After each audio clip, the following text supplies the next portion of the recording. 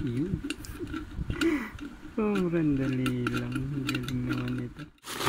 Dumating na yung order ko. Marami yung wrench. Ayan. 46 pieces socket wrench.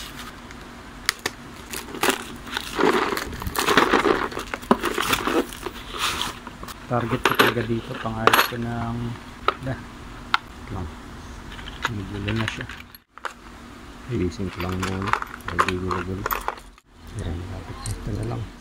Ayan yung pinakamaayos niya. Ito yung kailangan ko. Number 5. O kaya itong 4.5. Kung tanggal ko ng tornilyo dun sa thermostat ng electric kettle. Hirap kasi tanggalin ng thermostat dun, bottom thermostat. Ito gagamitin ko. So ayos na yan. Ayos din ito, mura lang. 100 plus lang ito, bili ko. Ayos. Pwede rin gamitin dito sa ano naman. Magre-repair kasi ako, tatanggalin ko. Yan. Galing. Yan. Dito ko siya pinaka gagamitin. Sira na naman kasi ito. Yan. Mag-power. Duda ko yun nandito na. Nasa bottom. So ito yung gagamitin kong tools. Yan. Number 5 na ito. Yan. Number 5. Tester ko nga muna ito. Hindi dito. Set ko lang sa continuity. Dahil natin. So testing. So ito.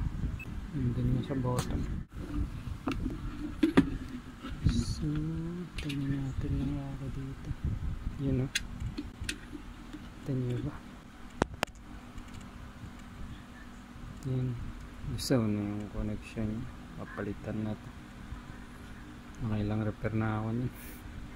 Inawan na kailang gawa na ako ng parang nalusaw na siya, palitan na.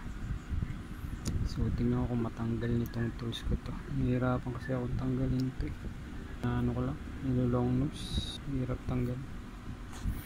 So tingnan natin yung bago nating tools kung matatanggal natin. 5.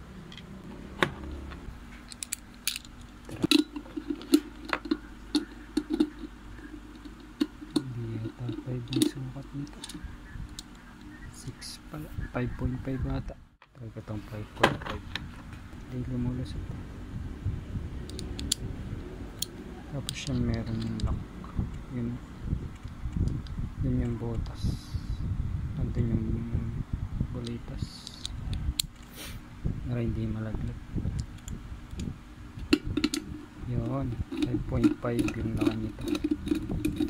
Saglit lang at nahirap ako dito yun. Saglit lang, nahirap ako dyan ma-place yun.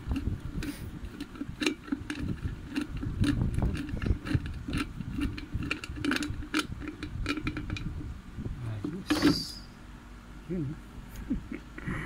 Hirap galing ko lang ito, maram yun. Sobrang dali lang. Galing naman ito. Yan. Tanggal ko na siya.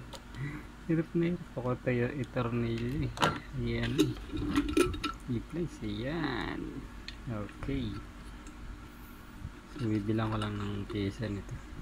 Order ko na yung tatluan. May kasama ng ganito. Tapos yung ganito. Saka yung ganito. Para isang set na siya. So order lang ako.